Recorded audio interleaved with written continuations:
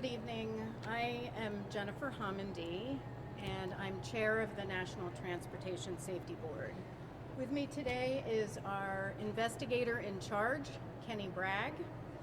In total, we have, or will have, 16 personnel here as part of the investigation. That includes 9 investigators and 2 NTSB personnel that are part of our Transportation Disaster Assistance Team, which works with the families and survivors after significant events.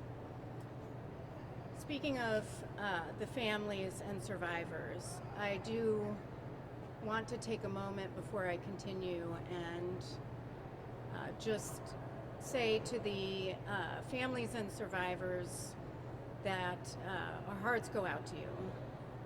For those who lost loved ones, our deepest condolences, and for others that were injured, just know that we are praying for a full recovery.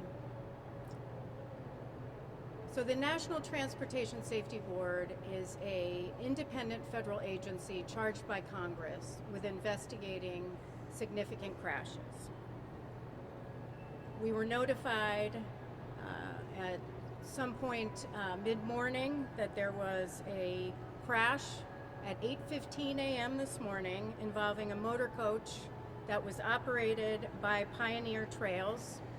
That motor coach was transporting 57 passengers from Tuscarawas Valley Local School District to an Ohio School Boards Association conference in Columbus.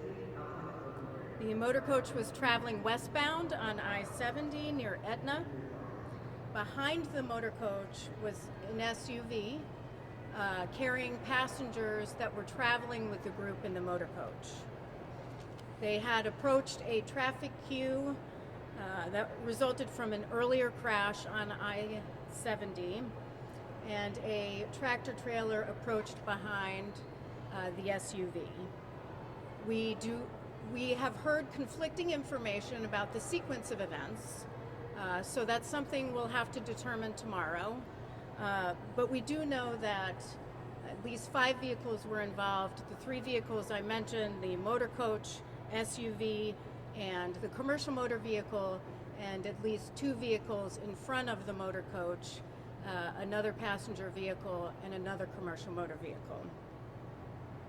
I do want to take a second and give our thanks to the Ohio State Highway Patrol.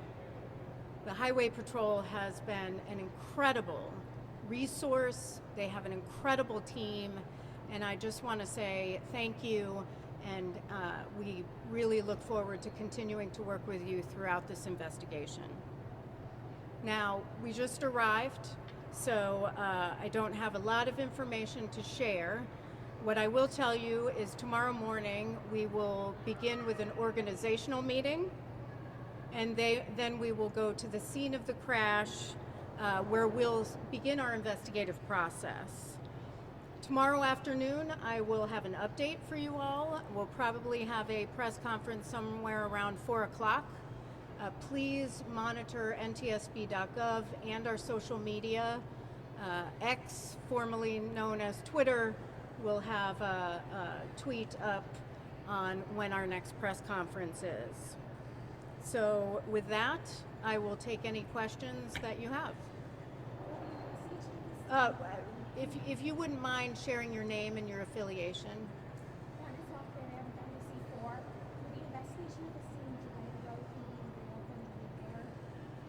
The question is, will the investigation of the scene delay the road opening or repair? It should not delay in this crash. We can work around any sort of traffic, but it shouldn't delay the reopening or repair, not to my knowledge.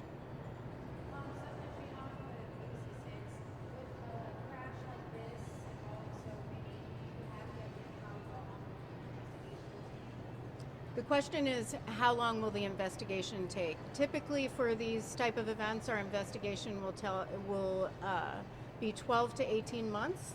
However, in the next few weeks, we will issue a preliminary report. It's usually about 10 days after we leave the scene. We'll be on scene about 5 to 7 days. We'll issue a preliminary report which contains the factual information. It will not include analysis. That comes later. After we leave the scene, well, let me first address what we're doing on scene. What we're doing on scene is collecting the perishable evidence. We're looking for cameras that may have been in motor vehicles or the motor coach. We'll want to look at, determine what the sequence of the event was. We'll want to determine if there was hazmat in any of the commercial motor vehicles. We'll want to look at where the injuries were in the motor coach. So there's a lot that we will gather on scene. Other information that we'll need as part of the investigation will get collected after we leave, after the on-scene phase of the investigation. One thing I will also mention, aside from the preliminary report and the final report, is that any time during the investigation, we can issue urgent safety recommendations. If we see there is an urgent need to issue something to certain entities or industry-wide, we will not hesitate to issue safety recommendations. We've done that many times, and we would do that this time if we believe there is more of a systemic safety issue or something that we need to get out. Any other questions? All right, great. Again, please monitor our social media for press conference. I would look for it about 4 o'clock tomorrow. We want to have the most amount of information available for you so you can report to the public as well. Thank you.